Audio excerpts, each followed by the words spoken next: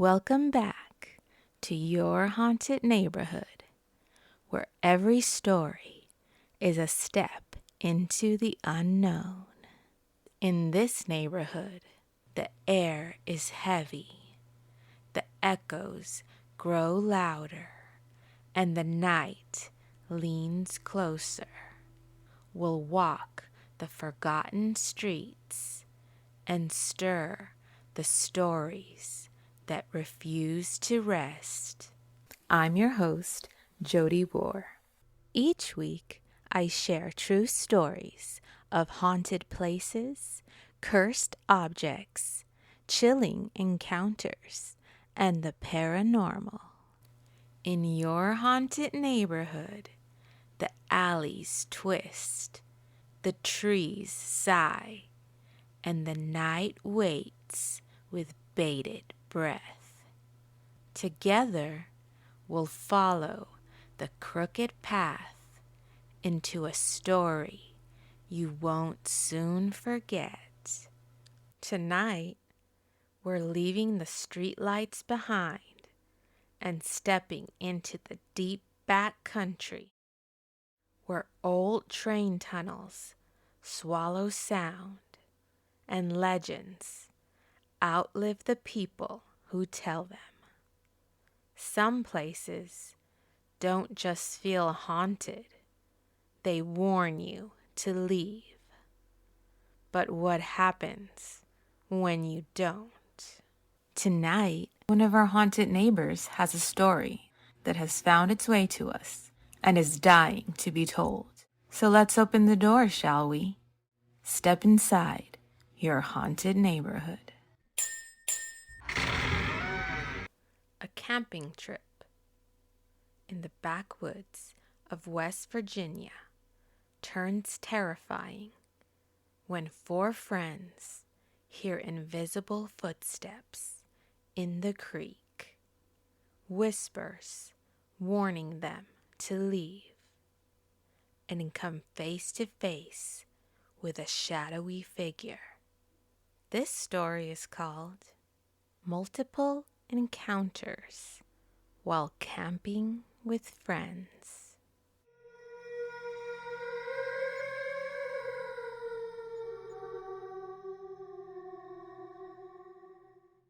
Here is the encounter that really messed my life up. Here is some background. I know this sounds fantastical and wild, and I agree. This is in fairly remote, back country, West Virginia, which is known for being old and haunted. It was experienced entirely by two of us, but the worst parts by all four. This led to all four of us, at some point, battling personal issues in our lives that I believe stemmed directly from this encounter. The following is, at least to my memory, and what I've been able to corroborate with the other people that were there, 100% accurate and true. When I was 17, in 2004, we had a bad experience camping near haunted train tunnels and sites of sudden tragic death. Here is the history of the immediate 1 square mile area. A mother and son drowned in the nearby creek. An old man ended his life on the dead tree that hung over the water. There was a violent shootout with state police at a hunting cabin where drug dealers lost their lives. And many years before, cheap laborers perished building the double set of train tunnels.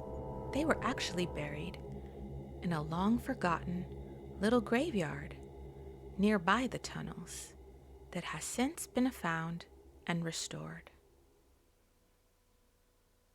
we decided to go camping before graduation as a friend group of 4, just to do something one last time before we all went our separate ways in life.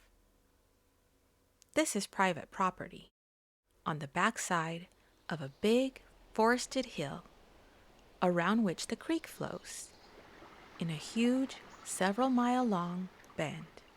Camp set up, fire going. Shortly after nightfall, my cousin and I sat on the creek bank, maybe 20 yards away from camp, spotlighting fish in the water,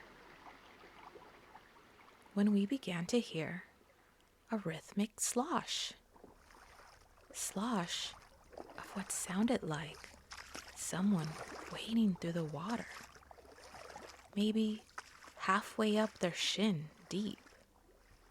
So we shined the light around upstream. We then spotted the symmetrical and rhythmic, consistent disturbance made by what looked and sounded like invisible feet and or legs sloshing towards us. When we would turn our spotlight off, it would start. It would stop when illuminated. It was reacting to us, and this was the first ice bucket, stomach clench moment. We knew this was not fish and could not rationalize what was happening. This scared us pretty badly, but we decided best to keep it to ourselves and joined the others gathered at the fire. As we made our way back, we heard the sloshing make it to where we were on the bank, and the noise stopped. Given the speed, we witnessed it moving and how far it was from us when we were watching it. It must have sped up to make it to the bank we were on in the amount of time it took us to get back to camp. Others at the camp heard it as well and figured we had either gotten in or somehow riled up some fish, but we just played it off. It sounded and looked like an invisible person wading towards us through the water. After the noise stopped at the creek bank, we all saw the tall grass shifting as something unseen ran around the edge of our circular campsite. This could have been an animal, but it was fast. We then began to hear what sounded like a man talking to us, as in speaking into the ear of each person, the left ear, if that matters. At first, it sounded garbled, but after maybe 15 to 20 seconds, we could make out the words saying, "We shouldn't be there," and "we needed to leave," before finally addressing us directly and saying slightly more forcefully, "You need to leave." Obviously, this was terrifying, and at first, we thought there was a person or a group of people out there walking up on our camp, and that is dangerous. We were all frozen with fear, but then adrenaline hit. As we freaked out and started to run to our ATV, all 4 of us saw a tall, black shadow man wearing what looked like a hat, relaxing against the front of our ATV.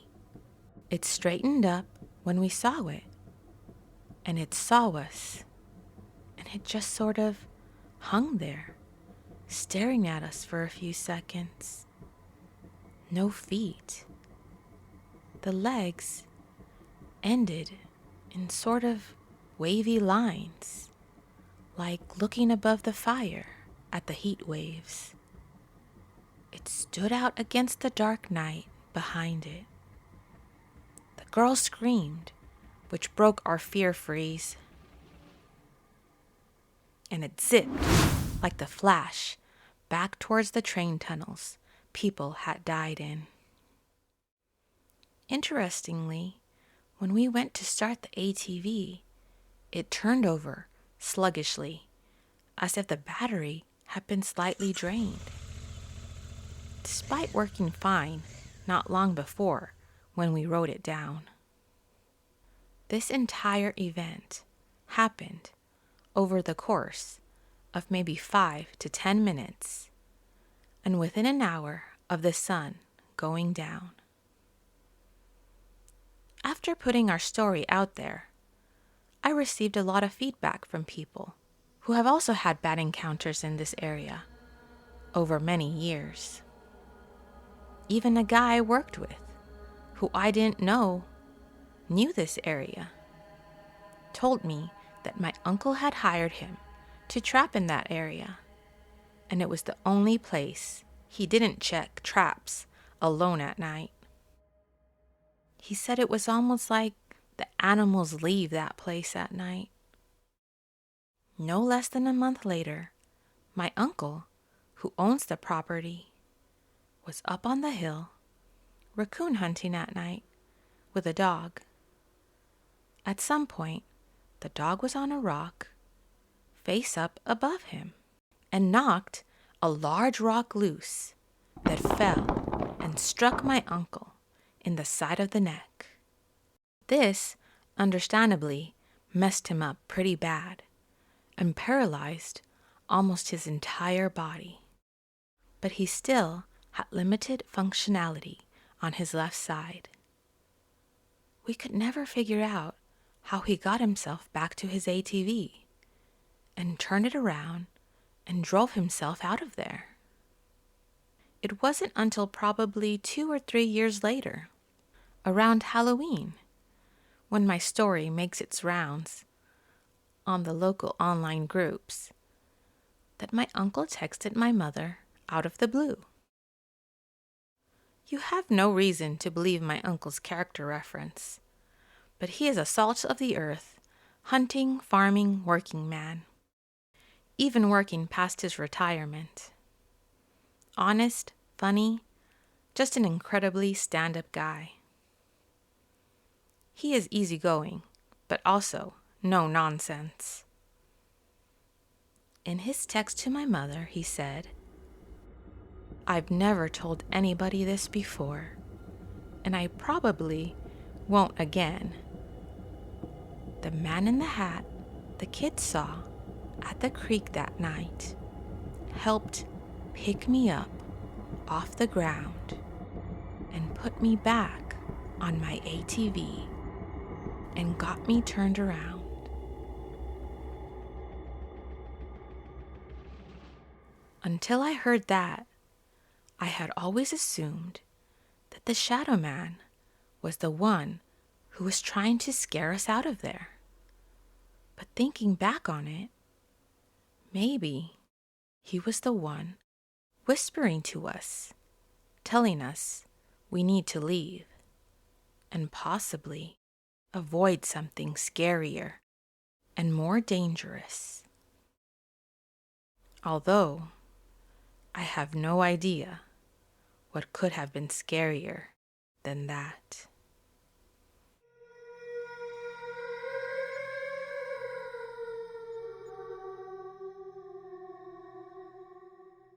Some places remember what happened on their soil. Some things still walk the edges of the water after dark. But sometimes The darkest figure in the woods isn't there to harm you. It's there to help you leave. In this neighborhood, even shadows have their reasons. Stay close to the street light and watch who whispers in your ear. The shadows of this tale fade, but the night isn't finished with us yet. Let's talk about what still haunts me.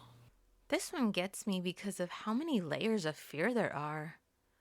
First, the invisible footsteps in the creek. Rhythmic, deliberate, reacting to the light. Then the whispers in their ears, telling them to leave.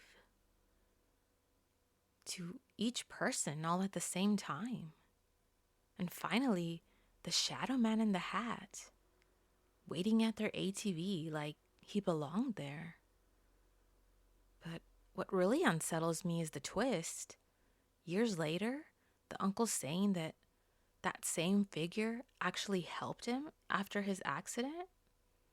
So was the shadow trying to scare them away or trying to protect them from something worse?